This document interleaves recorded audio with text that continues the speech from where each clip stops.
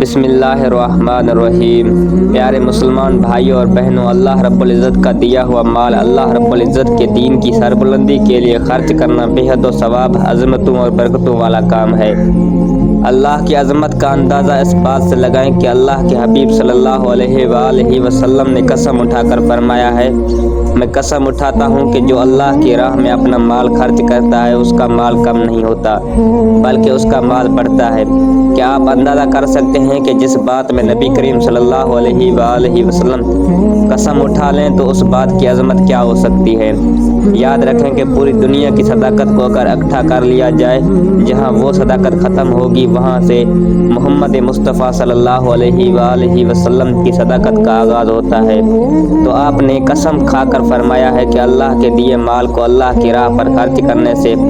مال بڑھتا ہے۔ مفسرین اس کی تفسیر میں بتاتے ہیں کہ مال کو اللہ کی راہ میں پیش کرنے سے انسان کی جسمانی بیماریاں ختم ہوتی ہیں، جیسا کہ نبی کریم صلی اللہ علیہ وآلہ وسلم کا ارشاد مبارک ہے کہ اگر تم بیماریوں کا علاج چاہتے ہو تو صدقہ کیا کرو۔ اس میں صرف جسمانی بیماریاں ہی شامل نہیں بلکہ تمام قلبی بیماریاں بھی شامل ہیں۔ نبی کریم صلی اللہ علیہ وآلہ وسلم کے پاس ایک شخص حاضر ہوا اور کہنے لگا کہ اے اللہ کے رسول، دل بہت سخت ہے۔ تو آپ نے فرمایا، یتیموں کی کفالت کیا کرو اور مسکینوں کو کھانا کھلایا کرو۔ پیارے دوستو، بہت سے لوگ بکری کا بچہ پال لیتے ہیں، کوئی بلی کے بچے کو پال لیتا ہے، کسی نے پرندے کے بچے رکھے ہیں، لیکن کاش کہ ہم انسانوں کے بچے کو پالنے کا بھی عزم کر لیں، ان کی تعلیم کا بندوبست کریں، ان کو اچھا انسان بنائیں، دنیا کا رہبر بنائیں۔ تو جان لیجئے کہ انسان کے بچے کی کفالت کرنے والے کا انعام یہ ہے کہ نبی کریم صلی اللہ علیہ وآلہ وسلم نے فرمایا کہ میں اور یتیم کی کفالت کرنے والا جنت میں ایک ہاتھ کی دو انگلیوں کی طرح ساتھ ساتھ ہوں گے۔ سبحان اللہ! اور یہ کیا ہی بڑا انعام ہے۔ اور یہ بھی جان لیجئے کہ جب ایک بچہ بالغ ہو جاتا ہے تو یتیمی ختم ہو جاتی ہے، یعنی کسی یتیم بچے کو 12 یا 13 سال تک پالنا، اور دنیا میں اس کا اجر یہ ہے کہ تمام جسمانی بیماریاں ختم ہوتی ہیں، قلبی بیماریاں بھی ختم ہوتی ہیں، بلکہ معاشرتی بیماریاں بھی ختم ہوتی ہیں۔ ایک آدمی نے عہد کیا کہ آج کی رات میں صدقہ کروں گا، پھر رات کے وقت صدقہ کرنے نکلا اور ایک بدکار عورت کو صدقے کی رقم دے کر واپس آ گیا۔ دیکھنے والوں نے کہا کہ دیکھو کیا کر رہا ہے کہ ایک زانیہ عورت کو صدقہ دے دیا۔ اگلے دن اس نے پھر عہد کیا کہ آج کی رات میں صدقہ کروں گا، تو رات کے وقت کوئی چور چوری کرنے نکلا تھا اور یہ اس کو صدقہ دے کر آ گیا۔ لوگوں نے پھر باتیں کہیں۔ اگلے روز وہ پھر کہتا ہے کہ آج کی رات میں صدقہ کروں گا۔ وہ نکلا اور ایک مالدار چہل پہل کر رہا تھا تو یہ اسے صدقہ دے کر واپس آ گیا۔ تو دوستو، نہ تو مالدار صدقے کے لائق ہے، نہ ہی چوری کرنے والے چور کو کوئی صدقہ دیتا ہے، اور نہ ہی زانیہ عورت صدقے کی اہل ہوتی ہے۔ لیکن جب انسان کی نیت ٹھیک ہو تو نتیجہ بھی درست نکلتا ہے۔ لوگوں کی باتوں سے دل برداشتہ ہو کر اللہ کے سامنے دعا کرتا ہے کہ اے اللہ، میں تو سچے دل سے صدقہ کرنے ہی نکلا تھا، اب یہ تیری ہی توفیق ہے کہ تو جس کو چاہے صدقہ دلا دے۔ تو جواب آیا کہ تیری تینوں راتوں کا صدقہ ہم نے قبول کر لیا ہے۔ فرمایا کہ چور ہر روز کھانا کھا کر ہی سوتا تھا، لیکن تیرے دیے ہوئے صدقے کے مال کی برکت سے اس نے پوری زندگی کے لیے چوریوں سے توبہ کر لی ہے۔ زانیہ عورت بھی ہر روز اچھا کھانا کھاتی تھی، لیکن تیرے خلوص سے دیے صدقے کی برکت سے اس نے پوری زندگی کے لیے زنا سے توبہ کر لی ہے۔ اور جس مالدار کو تو نے صدقہ دیا وہ مالدار تو تھا لیکن بخیل بہت تھا، تیرے دیے مال کی برکت سے وہ مالدار شخص اپنا بخل چھوڑ کر اللہ کی راہ میں خرچ کرنے لگا ہے۔ تو پیارے دوستو، معلوم ہوا کہ صدقے کی برکت سے معاشرے کی 3 برائیاں ختم ہو گئی۔ پیارے دوستو، آئیے اب اس حدیث کی روشنی میں اپنی آج کی موجودہ سوچ کا محاسبہ بھی کرتے ہیں۔ ہم سوچتے ہیں کہ میں نے زندگی میں ایک بار فلاں مسجد میں چند روپے مسجد کی تعمیر و ترقی کے لیے دیے تھے، کہیں وہ رقم کسی بندے نے خود اپنی ذات پر تو خرچ نہیں کر لی۔ تو پیارے دوستو، جان لیجئے کہ اگر اس نے آپ سے وہ رقم مسجد کی تعمیر و ترقی کے لیے لی اور خود اپنی ذات پر خرچ کر لی ہے تو اپنے اس عمل کا حساب اسے روز قیامت خود دینا ہوگا، لیکن آپ کو اس میں شک کرنے کی اجازت شریعت نے نہیں دی۔ جیسا کہ 3 رات صدقہ کرنے والے شخص نے پورے خلوص سے دیکھا، جانچا اور صدقہ کر دیا اور پھر اللہ پر توکل کیا،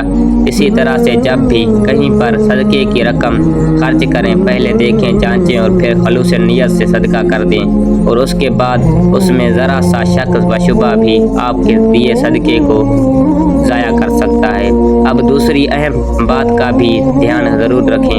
کہ ایک مرتبہ شیخ سعدی اور آپ کا جوان سال بیٹا سفر کے دوران ایک سرائے میں رات گزارنے کے لیے ٹھہرے، اور جب نصف شب تہجد کی نماز کے لیے بیدار ہوئے تو بیٹا کہنے لگا، ابا جان دیکھیے کیسے غافل لوگ ہیں جو سب کے سب مزے سے سو رہے ہیں جبکہ ہم تہجد کی نماز ادا کر رہے ہیں۔ تو شیخ سعدی نے بری طرح سے جھڑک کر کہا کہ تیری اس بات سے تو یہ بہتر تھا کہ تو بھی سویا ہی رہتا۔ کچھ لوگ یہ سوچتے ہیں کہ میں نے صدقہ دیا ہے تو بدلے میں لوگ میری عزت کریں اور مجھے جھک کر سلام کریں، تو ایسی سوچ والے لوگوں کے لیے شیخ سعدی کا جملہ ہی کہوں گا کہ بہتر تھا کہ تو نہ ہی دیتا۔ کیا نبی کریم صلی اللہ علیہ وآلہ وسلم کی یہ حدیث پاک نہیں سنی کہ دیے ہوئے مال کا احسان جتلا کر اور ایذا پہنچا کر اپنے صدقات کو ضائع مت کرو، یعنی صدقہ کرنا ہے تو اس کا طریقہ تو یہ ہے کہ ایک ہاتھ سے دو تو دوسرے ہاتھ کو بھی خبر نہ ہو۔ نبی کریم صلی اللہ علیہ وآلہ وسلم نے صحابہ کرام کو ایسی تربیت دی تھی کہ آپ کی مجلس میں بیٹھے ہوئے جب انہیں کسی ضرورت مند کا پتہ چلتا تو آپ سے اجازت لے کر جاتے اور چپکے سے اپنے گھر کا کچھ مال فروخت کر کے ضرورت مند کی مدد کرنے کے بعد واپس مجلس میں آ کر بیٹھ جاتے اور کسی کو کانوں کان خبر بھی نہ ہونے دیتے۔ پیارے دوستو، جان لیجئے کہ صدقہ صرف جسمانی، روحانی اور معاشرتی بیماریوں کو ہی دور نہیں کرتا بلکہ ہر قسم کے فتنے کو بھی دور کرتا ہے۔ فتنے 5 قسم کے ہیں: انسان کے نفس کا فتنہ، اہل و عیال کا فتنہ، اولاد کا فتنہ، پڑوسی کا فتنہ اور مال کا فتنہ۔ اور نبی کریم صلی اللہ علیہ وآلہ وسلم نے فرمایا کہ 5 کام کر لو تو یہ 5 فتنے اللہ رب العزت دور فرما دیتا ہے۔ روزہ رکھو، نماز ادا کرو، صدقہ و خیرات کرو، نیکی کا حکم دو اور برائی سے منع کرو، تو ان 5 کاموں کے کرنے سے 5 قسم کے فتنے دور ہوتے ہیں۔ پیارے ناظرین کرام، صدقہ دینے کے اور بھی بہت سے فائدے اور فضائل احادیث میں بیان فرمائے گئے ہیں، یعنی صدقہ دینے سے صرف دنیاوی فائدے ہی نہیں بلکہ اس کے بہت بڑے بڑے آخروی فائدے بھی ہیں۔ سب سے پہلی بات تو یہ ہے کہ ہم میں سے ہر ایک کی یہ خواہش ہے کہ میں دنیا میں سکون اور اطمینان کی زندگی گزاروں اور میرا مال ہمیشہ بڑھتا ہی نظر آئے۔ تو نبی کریم صلی اللہ علیہ وآلہ وسلم نے قسم کھا کر فرمایا کہ صدقہ کرنے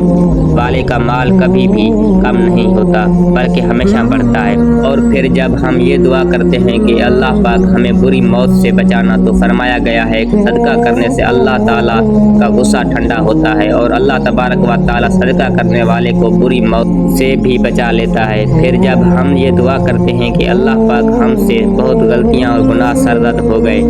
اب ہم ان گناہوں کو ختم کرنے کے لیے کیا کریں، تو فرمایا گیا کہ صدقہ دینے سے انسان کے گناہ اس طرح مٹ جاتے ہیں جیسے آگ پر پانی ڈالنے سے آگ ختم ہو جاتی ہے۔ پھر ہم یہ دعا کرتے ہیں کہ اللہ پاک ہمیں قبر کے عذاب سے بھی محفوظ رکھنا، تو فرمایا گیا ہے کہ اگر اپنی قبر کو ٹھنڈا کرنا چاہتے ہو تو صدقہ کرو۔ پھر ہم کہتے ہیں کہ اللہ پاک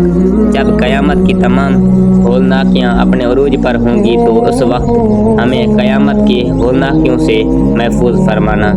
تو فرمایا گیا کہ قیامت کے دن جب سورج سوا نیزے پر ہوگا اور ساری دنیا ویسے ہی جاری ہوگی تو صدقہ کرنے والے کا صدقہ اس کے سر پر بادل کی طرح سایہ کیے ہوئے ہوگا اور اس کے اوپر جا رہا ہوگا جہاں جہاں وہ جائے گا، جیسا کہ نبی کریم صلی اللہ علیہ وآلہ وسلم نے فرمایا، 7 لوگ ایسے ہیں جنہیں اللہ تعالیٰ اپنا سایہ اس دن دے گا جس دن اس کے سائے کے علاوہ کسی کا سایہ نہیں ہوگا، اور ان میں سے ایک وہ آدمی جس نے صدقہ کرتے ہوئے اتنی خفیہ انداز سے دیا کہ اس کا بایاں ہاتھ نہیں جانتا کہ اس کے دائیں ہاتھ نے کیا خرچ کیا ہے۔ پیارے دوستو، ذرا سوچئے کہ وہ کیسے خوش نصیب لوگ ہوں گے کہ جن کو قیامت کی ہولناکیوں کے دوران اللہ رب العزت کا سایہ نصیب ہوگا۔ اللہ تبارک و تعالیٰ سے دعا ہے کہ نیکی کی بات کو سننے، سمجھنے اور اس پر عمل کرنے کی طاقت و توفیق مرحمت فرمائے، آمین یا رب العالمین۔